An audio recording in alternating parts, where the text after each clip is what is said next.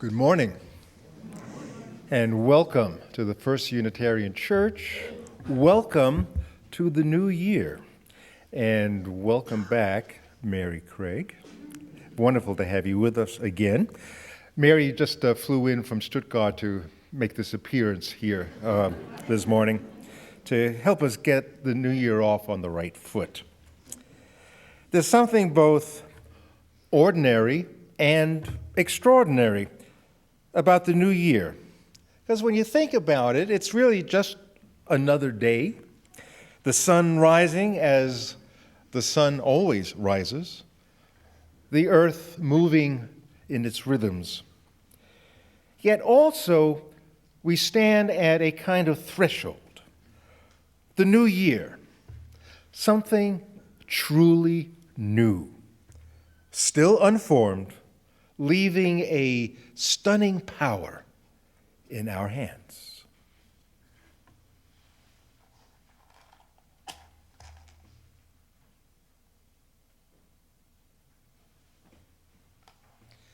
Symbol of light and of knowledge, symbol of warmth and freedom. We light this chalice as a symbol of our faith. Here we gather to celebrate hope and the infinite possibilities of love. May we open our service, first one in the new year, by turning our hymn books, please, to number 350.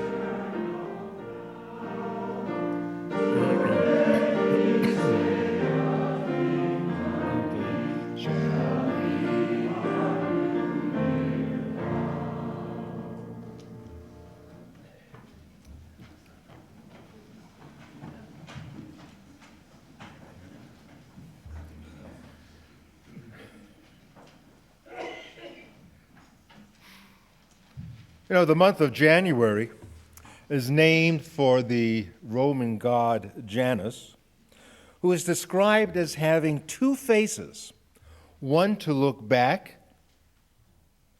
and see the past, and one to peer into the future. So it makes you kind of dizzy when you think about this god going back and forth like that. But it is an odd time where memories are still fresh, but we have before us a clear calendar. A clear calendar is, when you think about it in our terribly overscheduled and busy lives, something quite refreshing and inviting.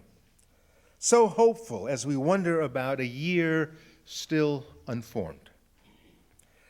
So as we stand at a threshold where the past is fading and the future beginning, let's take a moment to unite our minds and our hearts in a spirit of prayer, meditation, reflection.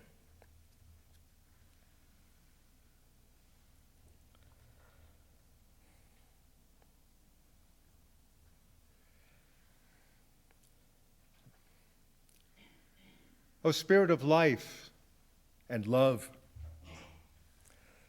thank you for another year where we might take a moment just to consider the wonder of the cosmos. This tiny sphere which we call home, wheels through space in perfect rhythm, year after celestial year. We spin our way through the cosmos always in the same way, never missing a beat, a perfect pattern around the mother star. We are humbled by the cosmic dance and its heavenly knowledge, which lies far beyond our comprehension. So as we revolve our way into a new year, I am struck by the poignancy of living in these days. I feel things more deeply with the passing years. The common things in life become uncommon.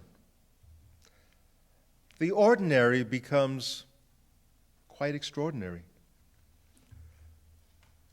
The habitual becomes sacred.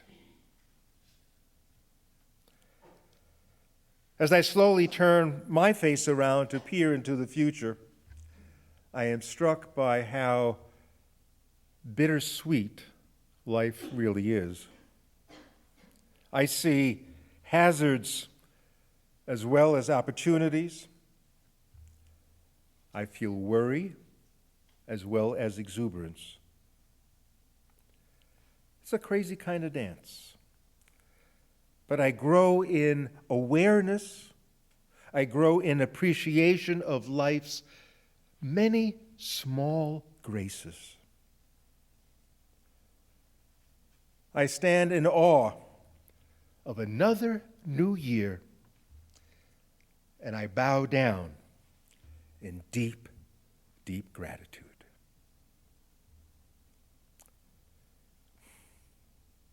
Amen.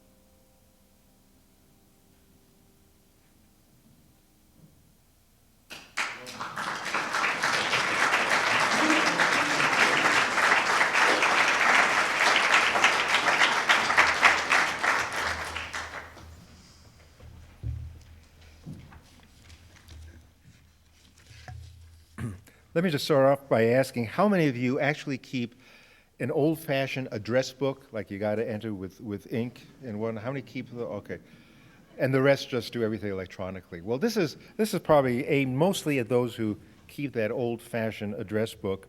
I actually had a reading set for this morning that was just perfect.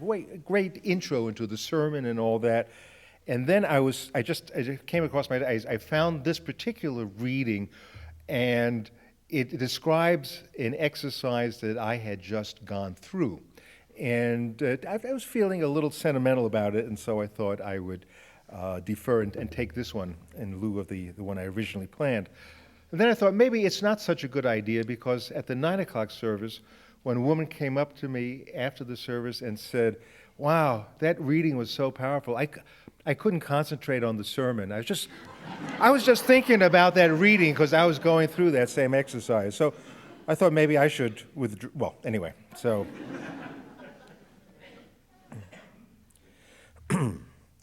Well, I'd put it off for a couple of years, and really, really wanted to put it off for a couple of years more. But eventually, even the most unpleasant task must be done. And it is the new year, and it really needs doing. And so last night I finally sat down and did it. I culled my address book. Now, this may seem a lightweight task to some among us. I imagine the more efficient do it every year. Or perhaps they even have one of those newfangled electronic widgets that add and eliminate names with the slightest of digital flourishes. Here, in my most judgmental imagination, I picture them doing it for the most part with barely a pang of thought or regret. For me, however, this is big-time stuff. It can be very difficult. For one thing, it really was time for me to drop those names of people who died, relatives and friends. This is the most obvious, difficult part of this task. And I did find myself lingering over several of those names, really not wanting to lose them. But then there are many smaller deaths, less obvious, less painful, but still nagging at the heart. Friends who really aren't friends anymore. Names that once loomed large in my life, but in truth, we haven't even exchanged Christmas cards in years. Names and addresses and phone numbers that at one time I almost didn't need to write down, but now are fast-fading images, numbers with barely any significance. All are now gone from my new address book sitting at the back of my new calendar. And there is something good about having done it. I'm ready for the new year, and so is my calendar. But still, those little incessant tugs at the back of my mind. Words are magic. In ancient China, if someone found a scrap of paper and it had writing on it, he or she would preserve it as some precious artifact. Truthfully, words are the most precious of our artifacts, our human creations, and names written in a book are very important in our psychic lives. Perhaps we do need to dread the marking out of names. It is a casting into an outer darkness. It's dreadful and even a little bit frightening. I know as I came to finish the task and had this good and clean and somewhat smaller list to carry around for ready reference, I really did feel good, but I also had trouble just chucking the old address book.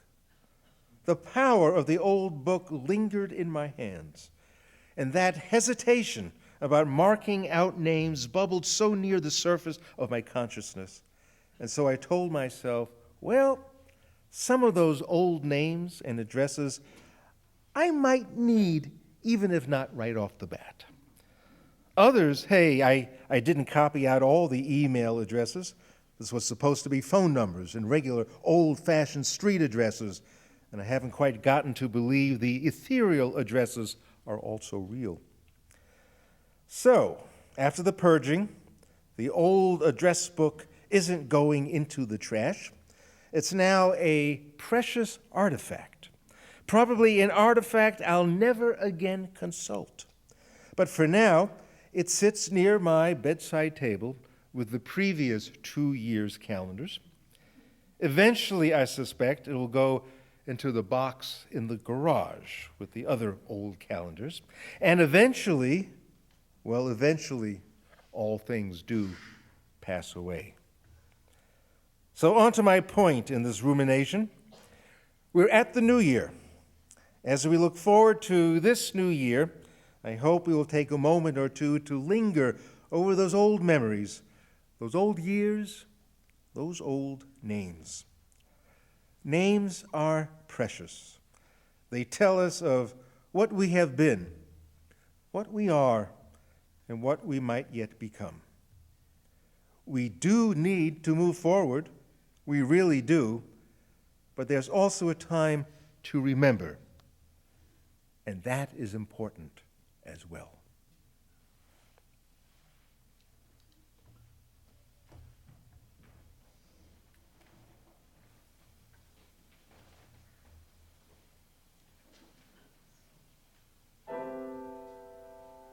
Set gently forth the business of desire, to hold its metal calmly in your hand.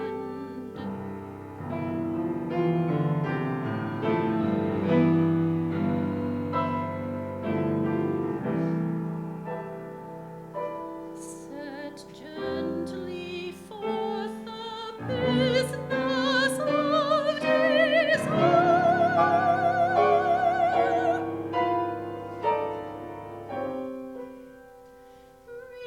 Remember, there is evidence in this compelling force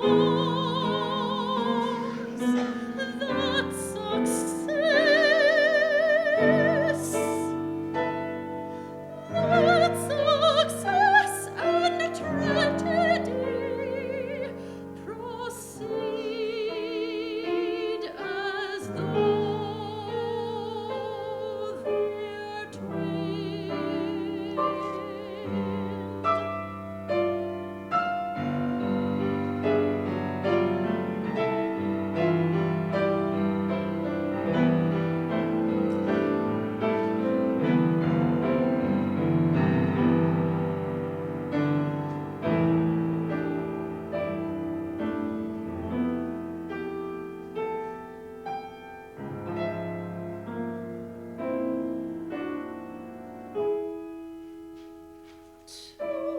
To subscribe to its seduction, yet exercise one's governance, whether elevated plane or into lusty fold. To subscribe to its seduction, yet exercise one's governance.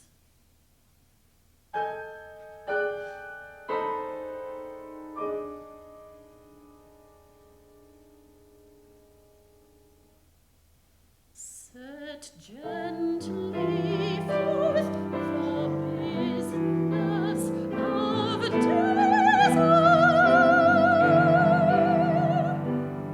to hold its metal calmly in your hand.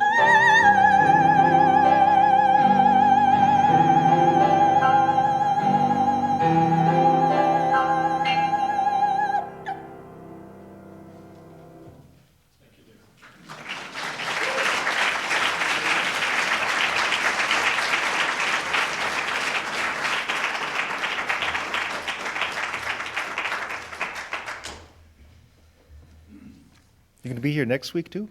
No. Oh, well. Next month. Once a month will be fine. It'll be great.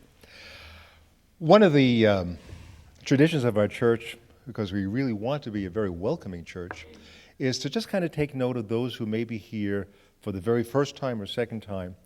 And what we do, and it's really not that painful, so we ask if you are here for the first time to please just, you have to say, just to stand up so we can know to head your way during coffee hour and get to know you more personally.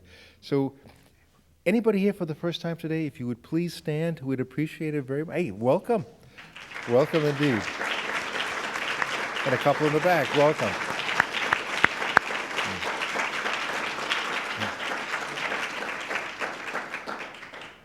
I hope you came to the church this morning not as a New Year resolution, because in that case we would never see you again the way. This being the first Sunday of the month, we have an opportunity for those who are new or relatively new, who would like to learn a little bit more about the church.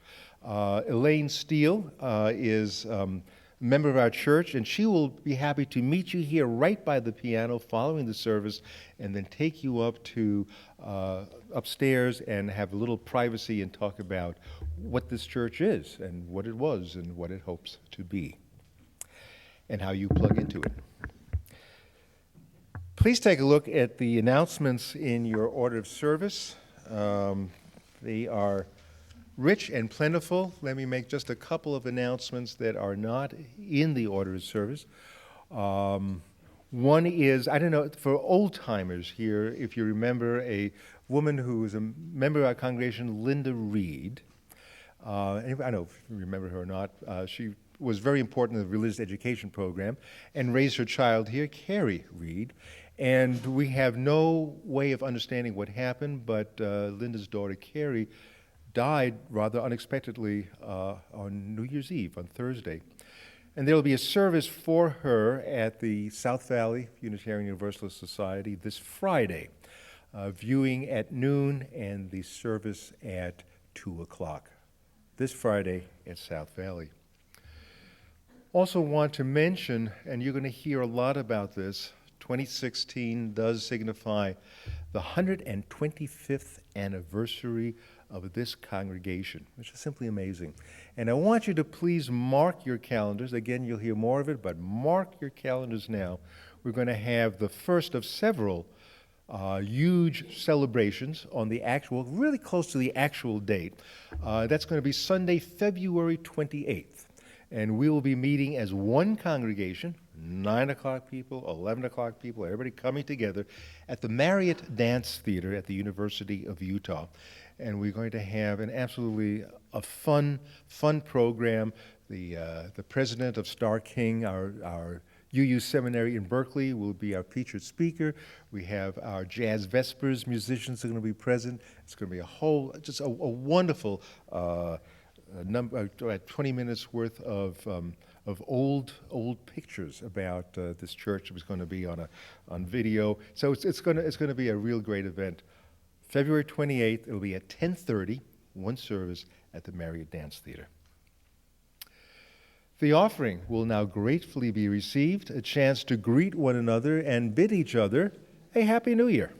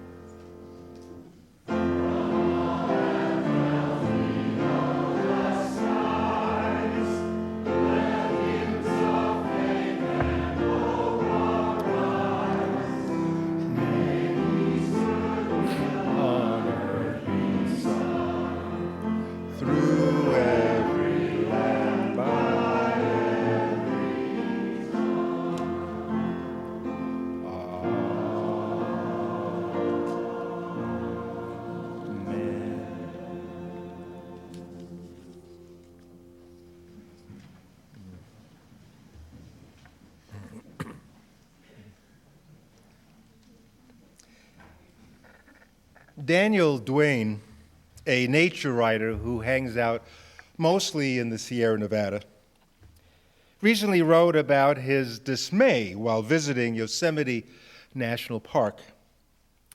He and his sister have been going to Yosemite for 40 years, first as children, and now as parents taking their children to a place that they always regarded as sacred. But it's over now, he writes. Everything I love about this place is going to hell. The impact of drought and climate change has become simply overwhelming. Smoky air from fires, shriveled glaciers. I like the way he described it. I never thought of it that way. Shriveled glaciers, leaving creeks dry and meadows gray. No wildflowers. He writes, our parents had wide open spaces all around. We still had nature within reach. Now what?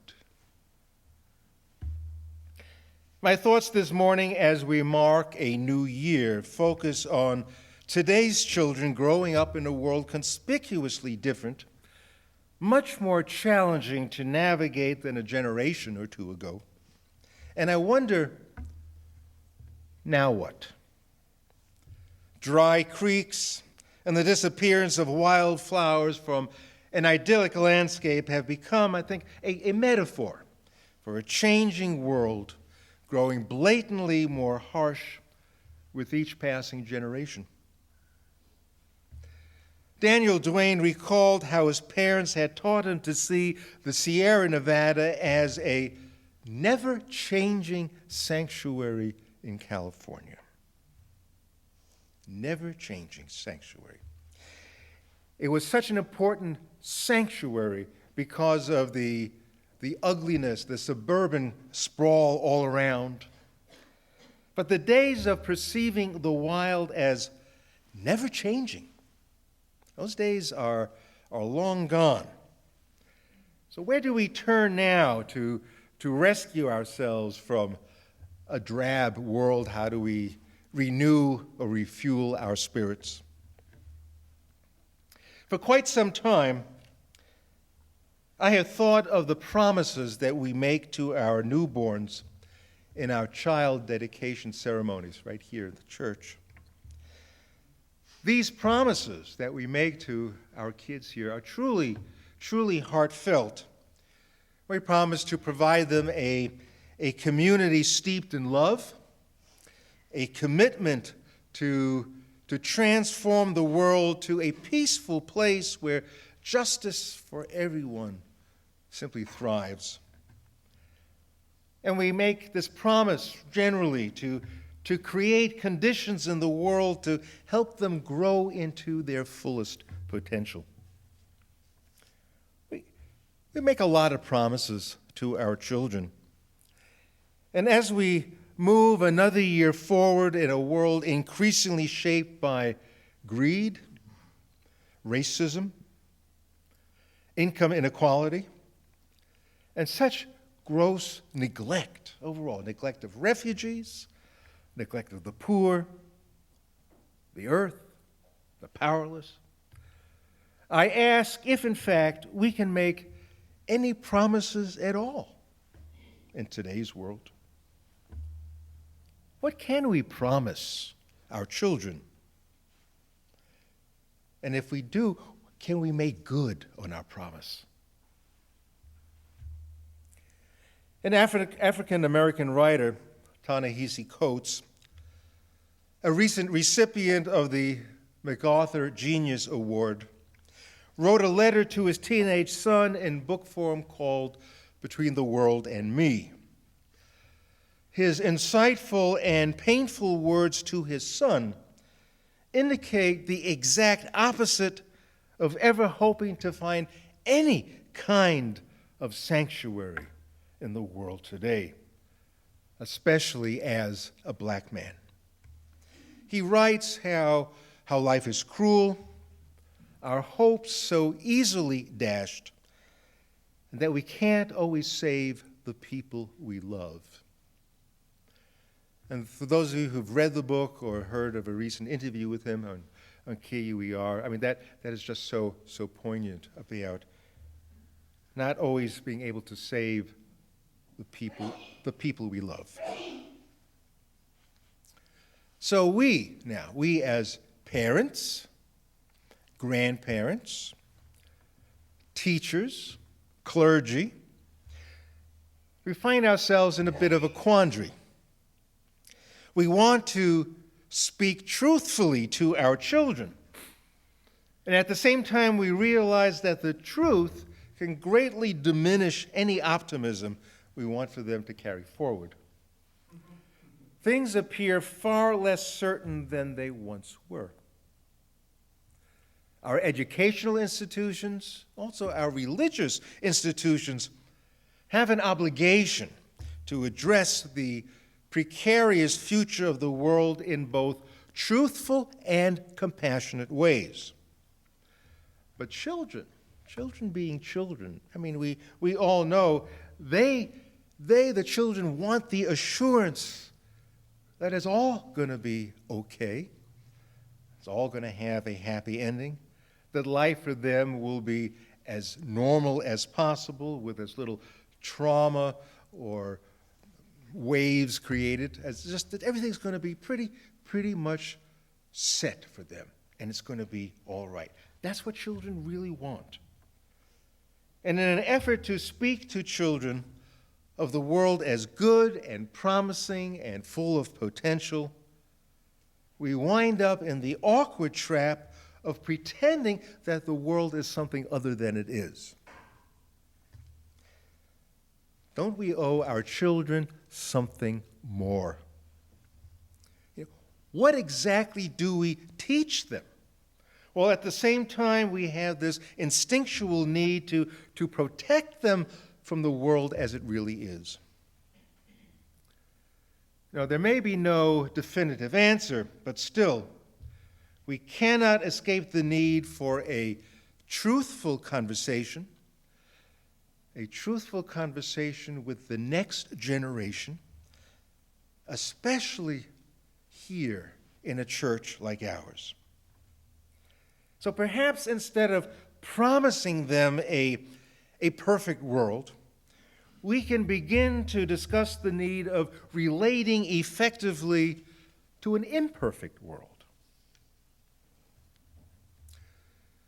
Mark Epstein, the Buddhist psychotherapist, offers a trove of wonderful classic stories from which I believe we could all benefit. And one story I think is just right for us in an age of hovering parents, tiger moms, competitive preschools, shrinking opportunities for adult lives that are not anchored in engineering or with something entrepreneurial. I like the story of a man who sought out a great spiritual teacher in India. That was his guru. Years after his beloved teacher died, he went back to India and visited with the guru's most devoted disciple. "I must show you something," said the disciple. "This is what our teacher left for me." Well, the man was extremely excited, to be sure. I mean, any trace of the teacher was like, sweet nectar to him. And so he watched as the elderly disciple opened the creaking doors of an ancient wooden wardrobe and took out something from the back of the bottom shelf. It was wrapped in an old, dirty cloth. "Do you see?" he asked the man. "No, I don't see." Well, the disciple unwrapped the object, revealing an old, beat-up aluminum pot, the kind of pot one sees in every kitchen throughout India. Looking deeply into the man's eyes, he told him, "He left this for me when he went away. Do you see? Do you see?"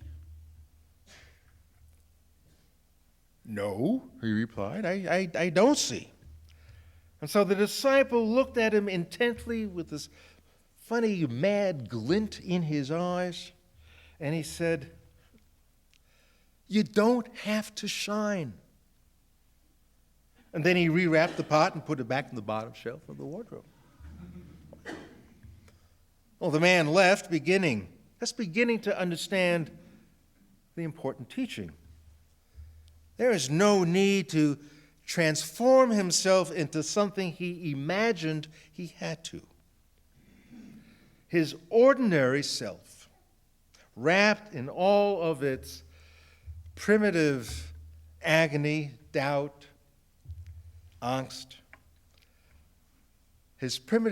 who he was precious too.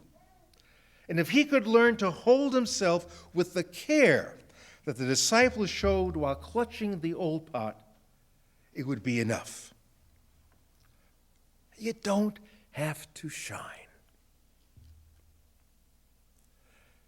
In Buddhist thought, the poisons of greed, hatred, and delusions are motivated by our insecure place in the world. The poisons of greed, hatred, and delusion are merely our defense against what feels like impossible situations. We meet impossible situations too often by pretending we're something that we're not. And we may regard 2016 as an impossible situation, a pivotal year, I believe, that will test our sanity as well as our faith in humankind. But we have a choice in how we respond. I mean, we can deny everything from climate change to racism, or we can meet these sorrows, respond to them in a real fashion, in a truthful fashion. Just be prepared to acknowledge and deal. So rather than promise our children a world in which we pretend that all is or all can be perfect, we can teach them to be attuned and attentive to a world that is anything but rational and predictable. But we can still exercise some control. Well, here's another story, a true story that will help clarify. A man was going to fly to Europe from New York. He got to Kennedy Airport 2 hours ahead of his flight schedule's departure and waited for a good 45 minutes in a huge line to check in. The clerk took one look at his ticket and told him that his flight was leaving from Newark, not JFK. He had just enough time to race there by taxi to make his flight. Otherwise, he'd have to buy a new ticket. Berating himself and fueled with adrenaline, he ran to the front of a very long taxi line and pleaded his case with the woman at the front of the line. "Could I please step in front of you?" he asked, his voice cracking. "I went to the wrong airport, and I might be able to make it to Newark in time for my flight if I leave right now."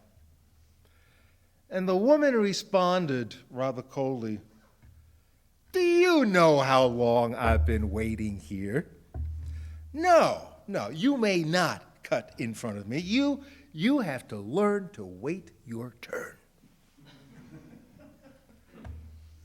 How many have bumped into people like that? The taxi dispatcher overheard the man's predicament and called out to him, pointing to a cab that someone was just getting into. He waved the man over and he said, "Buddy, hurry up. This guy's going to Newark Airport as well. Get in." And the man made it to the airport just in time, owing it all to the kindness of a stranger. Far too often, we encounter someone like the woman at the head of the line. People guarding their positions, scolding others with an air of righteous indignation. They are essentially impervious to the struggle of others. But if we learn to accept that the world is not comprised of absolutes, but instead regard people's conditions, the tough situations they face, if we learn to regard them without judgment, then we can respond to those who truly are in need, and perhaps even feel the bliss of the taxi dispatcher who responded very spontaneously to an unfair situation. Of course, you can apply that waiting your turn online to all the issues facing refugees and all the moral finger waving. Sometimes, in crucial situations, life and death situations, you got to relax the rules just a little bit to help the other who is really quite desperate. So in these easy, everyday examples, I'm merely suggesting that it is crucial that we teach our children about the nature of the world as it is, rather than offering them promises we cannot keep. Now, is not the role of our church to nurture and educate the next generation, rather than pretend that somehow mystically goodness will always prevail? About 30 years ago, Mark Epstein went to a renowned Thai Buddhist master who went with a bunch of other therapists to learn what insights they could bring back to the West. And these are all bright people. They're all familiar with Buddhism. They knew some of the very basic philosophies, like the world doesn't revolve around us, and selfishness, conceit, pride, and envy lead inevitably to suffering. And they knew that we perpetuate too many myths that allow us to sleep at night, trusting somehow that everything will be all right in the morning. And of course, it isn't. So they asked this wonderful master, what lessons can we take back that will allow us to be truthful, compassionate, and responsible? The master motioned to a glass by his side. Do you see this glass? He asked. I love this glass. It holds water admirably, and when the sun shines on it, it reflects light beautifully. And when I tap it, it has a lovely ring to it. Yet for me, this glass is already broken. When the wind knocks it over, or my elbow knocks it off the shelf and it falls to the ground and shatters, I say, of course. But when I understand that this glass is already broken, every minute with it is precious.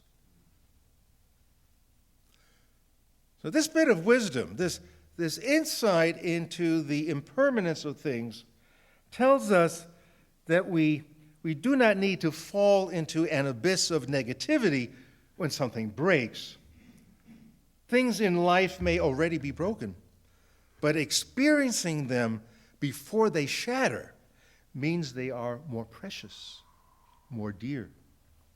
The glass, the body, life itself. We can use, appreciate, value, and respect the glass without expecting it to last. In fact, we could use it more freely, with more abandon, if we understand the concept that the glass is broken already. How foolish are our ways of living when we cling to this glass that's already broken. I remember a story that a colleague of mine told of visiting a family in his congregation. It was a parishioner who died. She was quite elderly.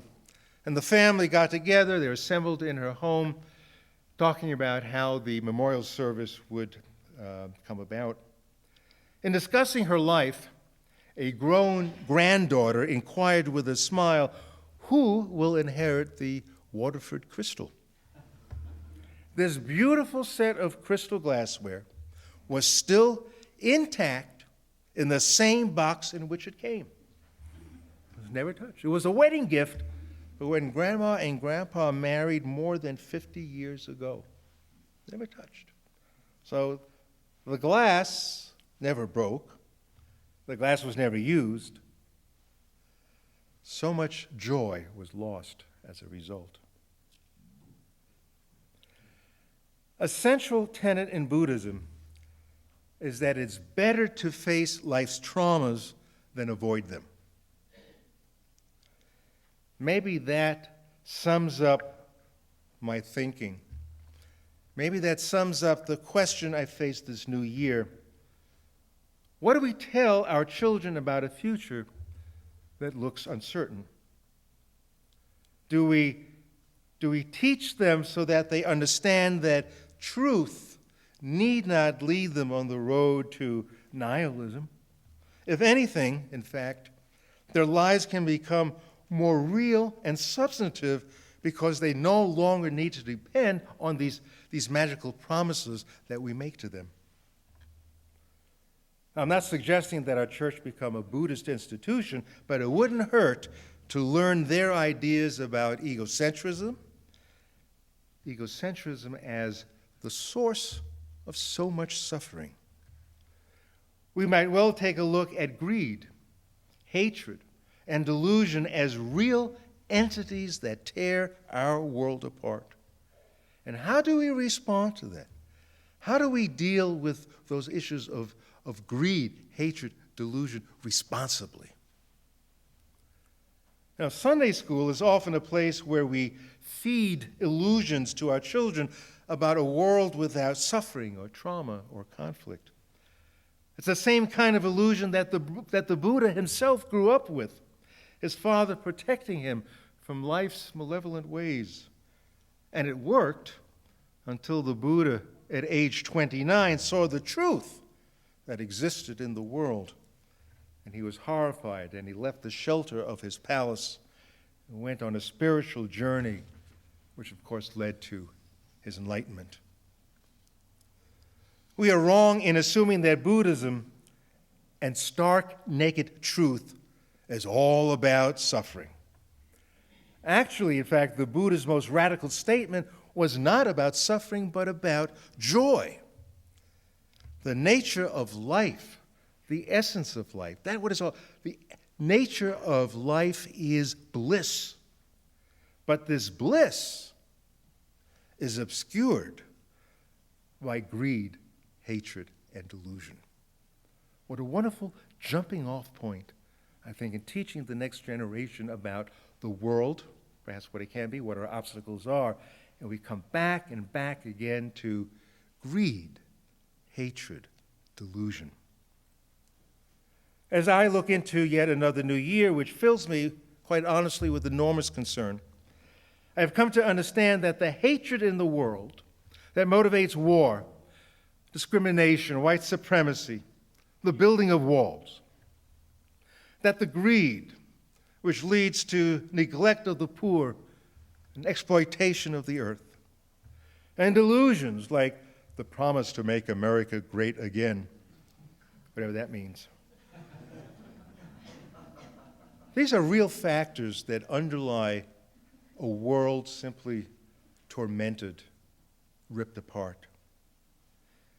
We prepare ourselves and our children for an imperfect world by speaking honestly and truthfully about certainly our own shortcomings, and get across the very important point that compassion is the only way forward in a world where we have grown so separate and so far apart from one another.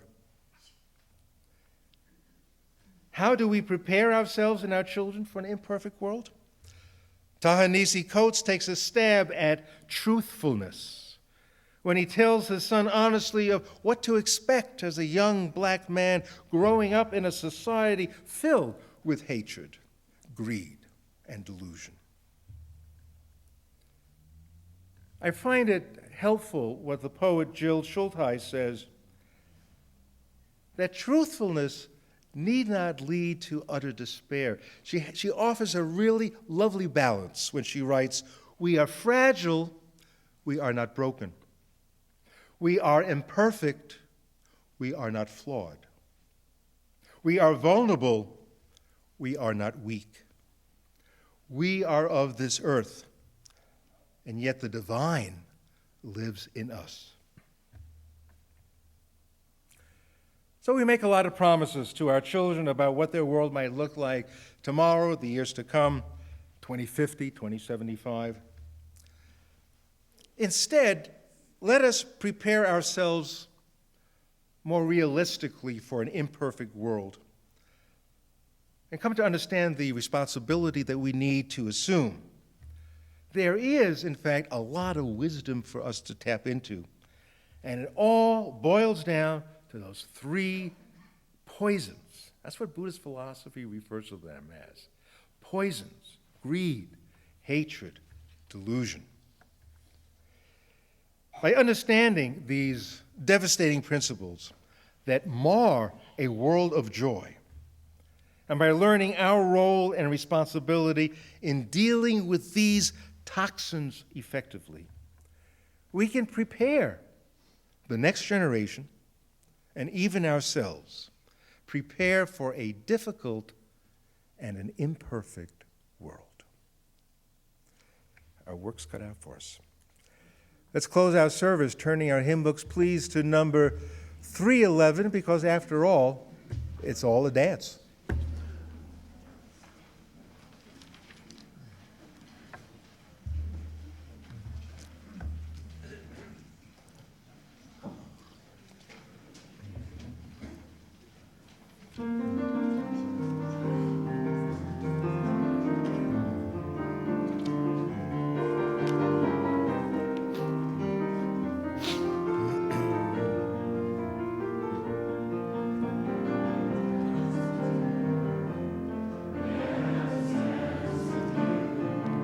Through the good times and the bad times too, let it be a dance.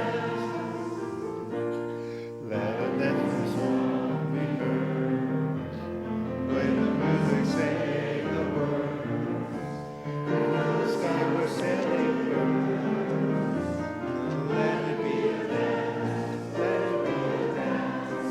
Let it be a dance. To all learn to read. And feel the rhythm, feel the need. To read your heart's prophecy. Let it be a dance. Let it be a dance we do. May I have this dance with you. The good times and the bad times too. Let it be a dance. Everybody turn and swing. Let your body learn to bend. And like a willow with a wind. Let it be a dance. Let it be a dance. Let it be a dance. Just on the open spine. Never short time to ride. Thinking as it passes by. And let it be a dance. Let it be a dance we do. May I have this dance with you. The good times and the bad times too. Let it be a dance. Morning sun comes out at night. Without the clock there is no light. If nothing's wrong, then nothing's right. Let it be a dance. Let it be a dance. Let it be a dance. Let the sunshine, let it rain. Share the laughter, share the pain. And round we go again. Let it be a dance. As we break into a new year, may we pause long enough to look within to ponder our own life's meaning. And may we take upon us the warm spirit of hope. Yes, the flame of hope continues to shine. And may the promising peace of the new year be ours. Amen.